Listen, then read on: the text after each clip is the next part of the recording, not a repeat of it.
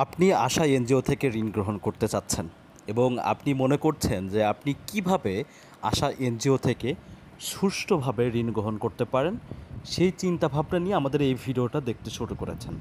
সমস্যা নেই, কত পার্সেন্ট সুদ দিতে হবে, কত টাকায় সুদ, কত টাকা আসবে, কত মাসের কিস্তি নিতে পারবেন, কিভাবে লোন নিতে পারবেন, কোন প্রসেসে নিতে পারবেন, ইন ডিটেলস আজকের এই ভিডিওতে আপনাকে শিখিয়ে দেবো যে আশা এনজিও থেকে আপনি কিভাবে প্রপার লোন গ্রহণ করতে পারেন। তো বরাবরের মতো আমরা কিন্তু আশার অফিসিয়াল ওয়েবসাইটের মধ্যে চলে এসেছি। এখানে লোন প্রোডাক্ট যে সেক্টর রয়েছে সেই সেক্টরে আমি চলে এসেছি। তো একটা জিনিস আমাকে বিশেষভাবে অবাক করেছে, সেটা হচ্ছে ওরা ম্যাক্সিমাম সুদের রেঞ্জটা অর্থাৎ সুদের রেটটা 24% পর্যন্ত রেখেছে। এই যে দেখুন যে ম্যাক্সিমাম ইন্টারেস্ট রেট 24%।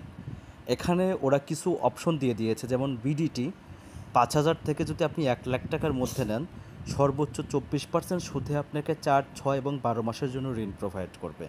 যদি আমরা এই বিষয়টা নিয়ে একটু নিচের দিকে আসি, তখন আমরা আরও দেখতে পারবো, যদি আপনি 1,00,000 টাকা থেকে 10,00,000 টাকা ঋণ গ্রহণ করেন, তাহলে এই একই রেঞ্জে আপনাকে 12, 18 এবং 24 মাস এবং 30 মাসের একটা সুদের ওরা সিস্টেম নিচ্ছে, মানে ম্যাক্সিমাম 24%।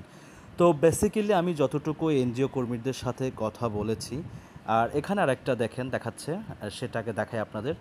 আপনি যদি 3 লক্ষ থেকে 20 লক্ষ টাকার মধ্যে নেন, তাহলে 22% সুদ এবং 6, 9, 12, 18, 24, 30 এবং 36 মাস পর্যন্ত আপনি সহযোগিতা পাবেন। এখন মধ্য কথা হচ্ছে, আমি এনজিও কর্মীদের সাথে কথা বলেছি এবং তাদের ম্যানেজারদের সাথেও কথা বলেছি। কথা বলে এতটুকু জানতে পেরেছি যে আপনার হাই রেঞ্জ সুদটা আসবে 14.5 থেকে 15%-এর মতো। আপনি 14.5 থেকে 15%-এর মধ্যে এই সুদে, এই রেঞ্জেই আপনি ঋণ গ্রহণ করতে পারবেন, কোনো প্রকার সমস্যা নাই। তবে আপনাদের সুবিধার্থে আর একটা বিষয় আমি দেখিয়ে দিচ্ছি। ওনাদের একটা হটলাইন নাম্বার রয়েছে, যে 0258155614।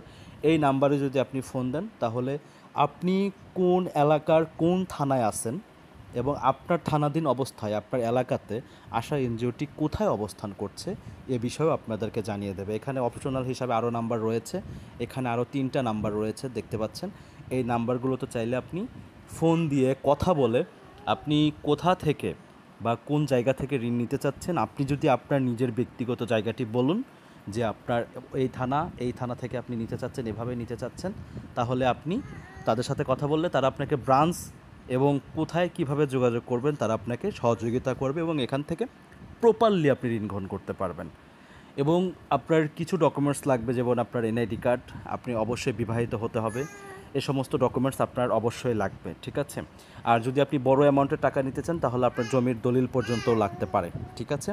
তো মোটামুটি এই ছিল ভিডিও। এই ভিডিও সম্পর্কে যদি আরও প্রশ্ন থাকে, এই নিচে ডিসক্রিপশনে আমার ফেসবুক লিঙ্ক দেওয়া আছে, ফেসবুকে ফলো করে আমাকে এসএমএস করতে পারেন। আর অবশ্যই আমার চ্যানেলটি সাবস্ক্রাইব করবেন যদি ভিডিওটি ভালো লেগে থাকে। ধন্যবাদ, ভালো থাকবেন।